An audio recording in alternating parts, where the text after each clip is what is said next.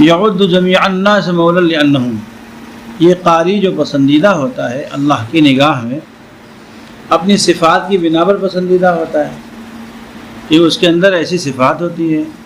انہی صفات میں ایک صفت یہ بھی ہوتی ہے کہ یہ تمام لوگوں کو اپنا مولا سمجھتا ہے، اپنا سرپرست سمجھتا ہے کہ ہم کمزور ہیں،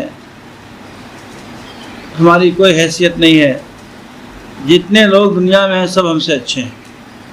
اللہم اجعل فی عینی صغیرہ وفی اعین الناس کبیرہ، دنیا میں سب لوگ ہم سے اچھے ہیں، ہم سب سے برے ہیں، سب ہمارے آقا ہیں، سب مولا ہیں ہمارے۔ لأنہم علی ما قضاہ اللہ یجرون افعلا، یا اب یوں کہیے کہ جتنے ہیں سارے کے سارے سب اللہ کے بندے ہیں، اللہ کے غلام ہیں، اس لیے کہ وہ سارے کے سارے انسان افعال کے اعتبار سے ان فیصلوں کے مطابق چل رہے ہیں جو اللہ رب العزت نے ان کے لیے کر دیا ہے۔ جب ہر چیز اللہ کے فیصلے کے مطابق ہے تو ہمیں یہ حق کس نے دیا کہ کسی کو ہم بڑا سمجھیں، کسی کو چھوٹا سمجھیں، کسی کی تحقیر کریں، کسی کی تذلیل کریں اور کسی کی توقیر کریں؟ یہ ہمیں کس نے حق دیا؟ ہم سب کی توقیر کریں، سب ہم سے اچھے ہیں۔ لأنہم، اس لیے کہ وہ سارے کے سارے انسان علی ما قضاہ اللہ یجرون افعلا، افعال کے اعتبار سے علی ما قضاہ اللہ، جو فیصلہ اللہ رب العزت نے کر دیا ہے اس کے مطابق یجرون، وہ لوگ چل رہے ہیں۔ نحن قسمنا بینہم معیشتہم فی الحیاۃ الدنیا ورفعنا بعضهم فوق بعض درجات لیتخذ بعضهم بعضا سخریا ورحمت ربک خیر مما یجمعون۔ اللہ کی تقسیم ہے، اللہ کسی کو صحت دیتا ہے تو کسی کو دولت دے دیتا ہے، اللہ رب العزت کسی کو علم دیتا ہے، کسی کو جہل دے دیتا ہے، یہ تو اللہ کی تقسیم ہے۔ ہم کسی کے سلسلے میں حسد کر کے اور کینہ کر کے سوائے اپنی نیکیوں کے نقصان کے اور تو کچھ ملے گا نہیں ہمیں، وہ تو اللہ کے فیصلے کے مطابق چل رہا ہے نا۔ ہمارے حسد سے اللہ کا فیصلہ تو بدل نہیں جائے گا، ہمارے کینے سے اللہ کا فیصلہ تو بدل نہیں جائے گا۔ ہم اپنی نیکیاں خراب کر دیں گے، اس کو دے دیں گے اور ہم اپنا نقصان کر لیں گے۔ اس لیے ہمیں ہر ایک کو اپنے سے اچھا سمجھنا چاہیے۔ یرا نفسہ بالذم اولا لأنہ، ایک دو صفت یہ ہے، اللہ کے محبوب بندے کی ایک صفت یہ ہے کہ اپنے نفس کو ملامت کا زیادہ مستحق سمجھتا ہے کہ میرے نفس نے مجھے نقصان پہنچایا، لہذا اپنے نفس کی بات نہیں ماننی اور جو یہ کہے گا اس کے خلاف کرنا ہے۔ بھلائیوں کے سلسلے میں، نیکیوں کے سلسلے میں اگر یہ رہنمائی کرے گا تو ہم اس کی مانیں گے، اس کو تسلیم کریں گے، اور برائیوں کے بارے میں، بدیوں کے بارے میں اگر یہ رہنمائی کرے گا تو نہیں مانیں گے۔ نماز چھڑوائے گا نہیں مانیں گے، جماعت چھڑوائے گا نہیں مانیں گے، درجہ چھڑوائے گا نہیں مانیں گے، قرآن پاک کی تلاوت چھڑوائے گا نہیں مانیں گے، کریں گے، لیکن برائیوں کے بارے میں رہنمائی کرے گا تو مان لیں گے۔ یرا نفسہ بالذم اولا، اس لیے کہ یہ انسان، یہ محبوب قاری، اللہ رب العزت کا محبوب قاری، اپنے نفس کو ملامت کا زیادہ مستحق سمجھتا ہے۔ مستحق کیوں سمجھتا ہے؟ لأنہا علی المجد لم تلعق من الصبر والعلا، اس لیے کہ اس نفس نے بزرگی حاصل کرنے پر نہ تو صبر کا مزہ چکھا ہے اور نہ اس راستے میں آنے والی مصیبتوں کا مزہ چکھا ہے۔ جب تک اللہ کے راستے میں مشقتیں، مصیبتیں انسان نہیں برداشت کر لیتا تب تک وہ اللہ کا محبوب نہیں بن سکتا۔ مصیبتیں آئیں گی،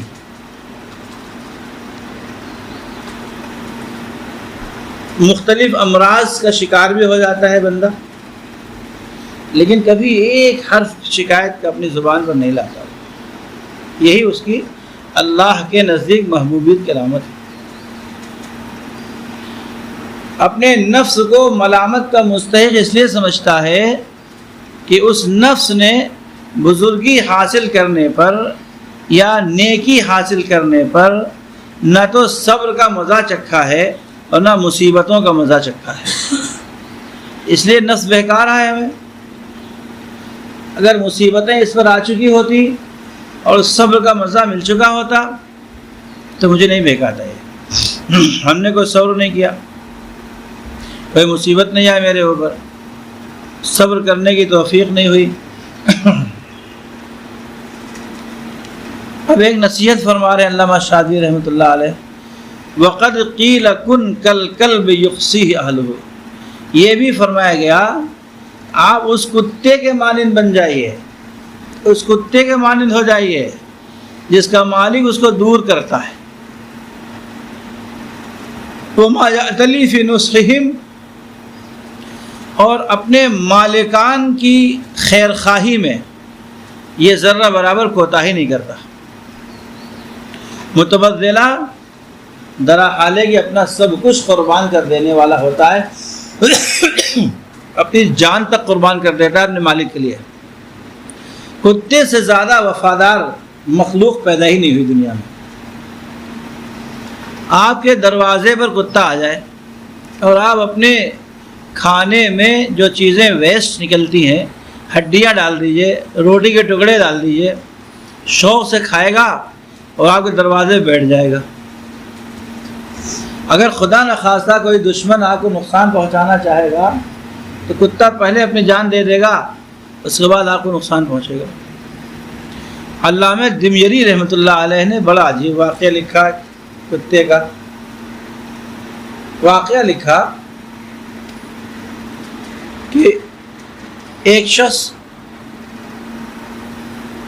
ایک راستے سے گزر رہا تھا تو ایک مقبرہ دیکھا، اس نے بہت خوبصورت مقبرہ بنا ہوا ہے اور مقبرے کے اندر قبر بنی ہوئی ہے۔ تو اس نے پوچھا لوگوں سے کس بزرگ کی قبر ہے؟ ہمیں نہیں معلوم کن بزرگ کی قبر ہے، یہ کیسے معلوم ہوگا؟ تو لوگوں نے کہا کہ وہ آگے اس کے ایک گاؤں ہے، اس میں ایک بہت بوڑھے شخص رہتے ہیں، ہو سکتا ہے ان کو معلوم ہو، آپ وہاں چلے جائیے، وہ بتائیں گے۔ کہنے کا معلوم تو کریں گے ہم، یہ ہیں کون بزرگ؟ تو ڈھونڈتے ہوئے پہنچا اس گاؤں میں، تو معلوم کیا کہ یہاں بزرگ کون رہتے ہیں، معلوم فلاں بزرگ ہیں۔ ان کے پاس پہنچا تو کہنے لگا کہ حضرت اس مقبرے کے بارے میں آپ سے پوچھنے کے لیے آئے ہیں، تو مقبرہ کا کن بزرگ کا مقبرہ ہے؟ تو کہا کہ کسی بزرگ کا مقبرہ نہیں، وہ کتے کا مقبرہ ہے، وہ کتے کی قبر ہے۔ ارے اتنا شاندار مقبرہ کتے کی قبر کا بنا ہوا ہے؟ کیوں؟ تو اس نے کہا کہ واقعہ پیش آیا تھا، اس کے پیش نظر اس کے مالک نے ایک مقبرہ بنوایا تھا اس کتے کا۔ واقعہ پیش یہ آیا کہ وہ کتے کا مالک بہت بڑا زمیندار تھا، بہت سارے علاقے کا مالک تھا، تو اس نے اپنے گھر میں کتا پال رکھا تھا۔ تو اس کا ایک دن کا سفر تھا، صبح سے شام تک کا سفر تھا۔ تو اپنے نوکر سے اس نے کہا کہ دیکھو ہم جا رہے ہیں سفر میں، شام کو واپس آ جائیں گے، تم میرا مرغوب کھانا بنا کے رکھ دینا، شام کو کھا لیں گے آ کر۔ اور مرغوب غذا کیا تھی؟ دودھ میں روٹیاں ڈال کے وہ رکھ دیتا تھا، جب روٹیاں گل جاتی تھیں تو وہ کھا لیتا تھا مالک۔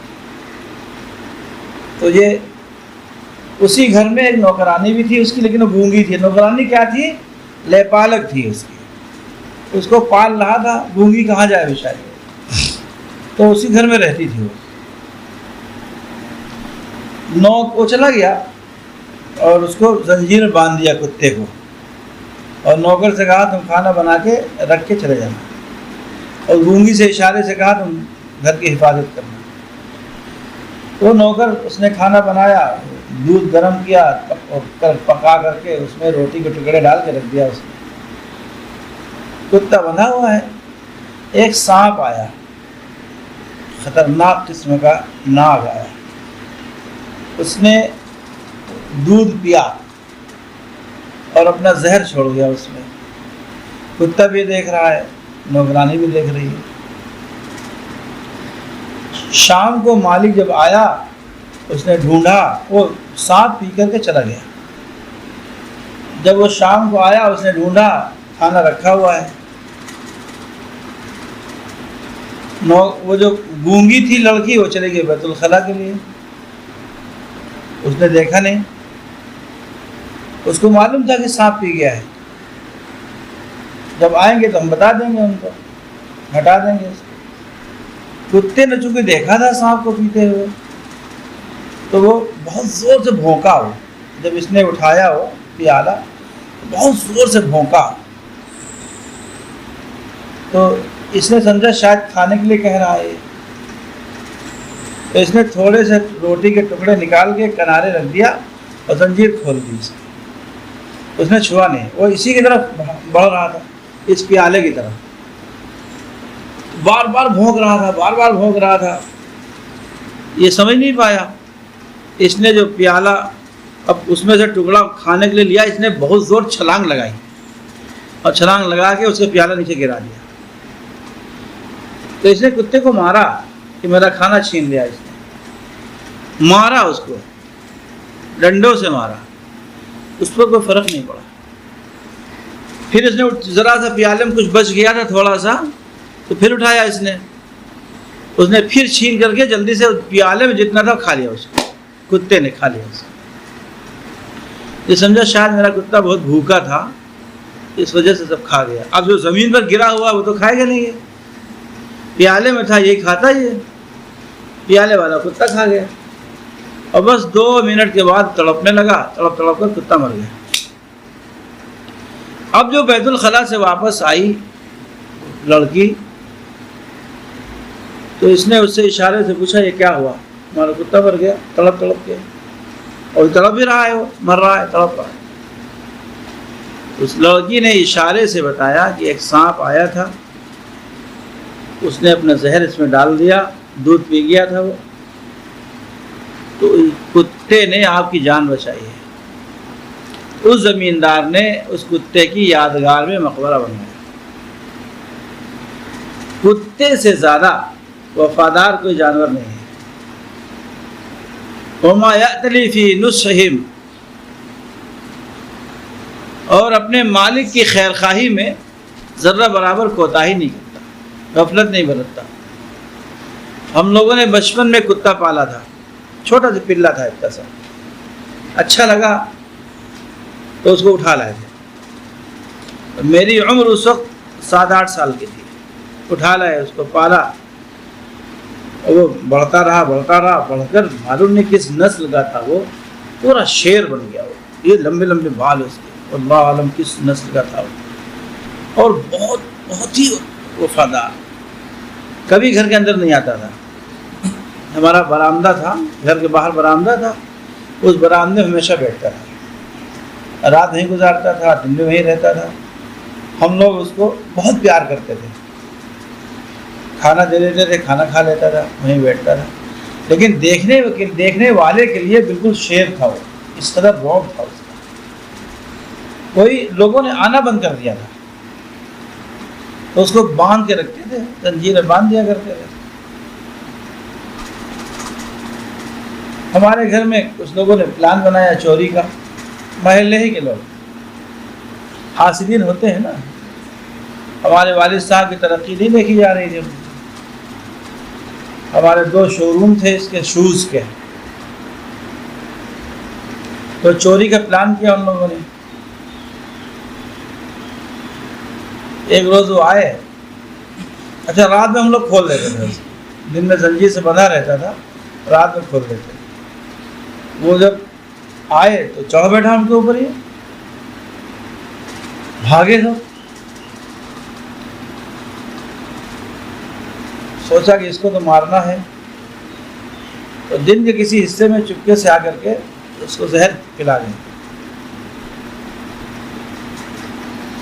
اب ہم لوگ کتا جب ہم لوگوں نے شام کو کھولا اس کو، تو تھوڑا سا سست لگ رہا تھا، تو کھولا تو وہ جنگل چلا گیا مرنے کے لیے، جنگل چلا گیا، ڈھونڈ رہے ہیں کہاں چلا گیا، کتا کہاں چلا گیا۔ کسی نے کہا وہ تو وہاں ٹھکرانی کے پاس لیٹا ہوا ہے، بھاگ کے ہم لوگ گئے تو مر رہا تھا، تڑپ رہا تھا تالاب کے پاس، ٹھکرانی نام کی ایک تالاب ہے وہاں پہ۔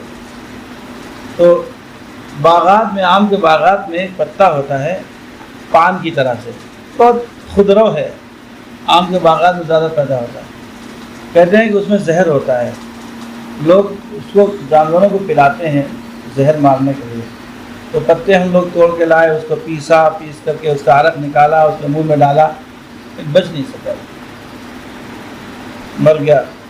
بہت افسوس ہوا، ہماری والدہ کو بھی افسوس، والد صاحب کو بہت افسوس، ہم سب کو بہت افسوس ہوا۔ اس سے ایک ہفتے کے بعد چوری ہو گئی ہمارے گھر میں، سب کچھ اٹھا لے گئے، کچھ بھی نہیں چھوڑا، بس بدن میں جو کپڑے تھے یہی تھے، باقی کچھ بھی نہیں تھا۔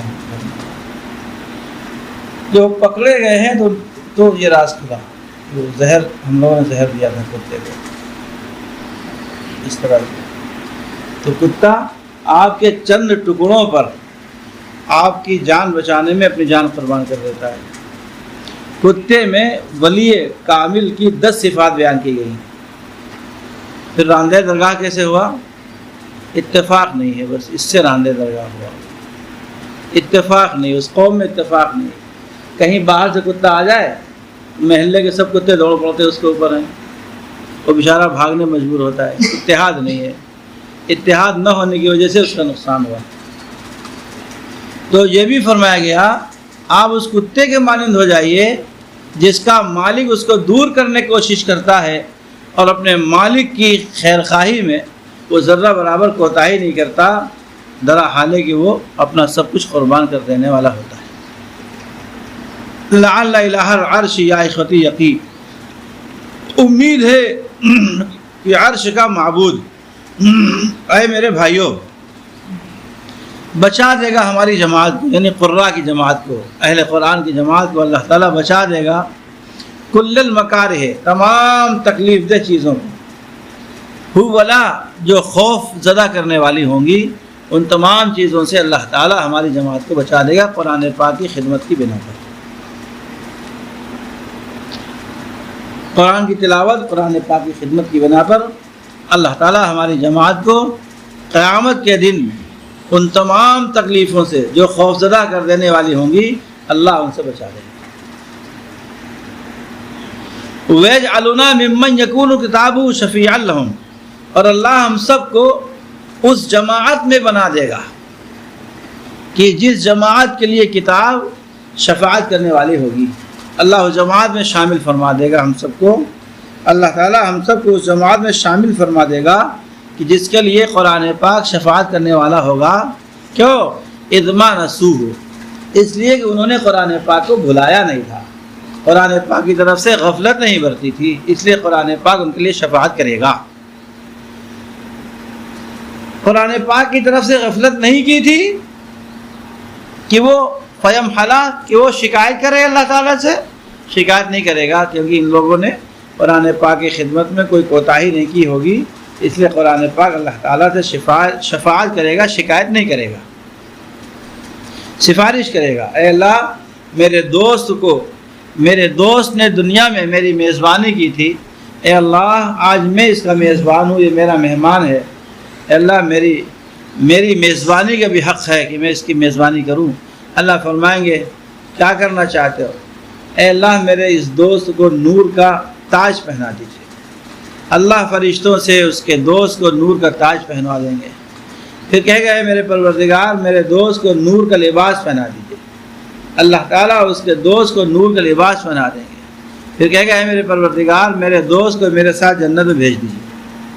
اللہ اس کے دوست کو اس کے ساتھ جنت میں بھیج دیں گے۔ یہ ہے سفارش کرنا اور شفاعت کرنا۔ ممن یکون کتابہ شفیعا لہم کا مطلب یہ ہے۔ بس بات ختم ہو گئی، پورا مقدمہ مکمل ہو گیا۔ وَبِاللَّهِ حَوْلِي وَاعْتِصَامِي وَقُوَّتِي، ہر چیز اللہ رب العزت کے فیصلے کے مطابق ہوتی ہے۔ وَبِاللَّهِ حَوْلِي، اور میرا ایک رخ سے دوسرے رخ پر مڑنا، یہ اللہ رب العزت ہی کی جانب سے ہے۔ وَاعْتِصَامِي، گناہوں سے بچ جانا، مصیبتوں سے بچ جانا، کلفتوں سے بچ جانا، یہ بھی اللہ ہی کی طرف سے ہے۔ وقوتی، میری قوت و طاقت بھی اللہ رب العزت ہی کی جانب سے ہے۔ وما لی الا سترہ متجللا، اور میرے لیے سوائے اللہ رب العزت کے ذات کے کوئی چھپانے والا پردہ نہیں ہے، متجللا جو ہمیں چھپانے والا ہو۔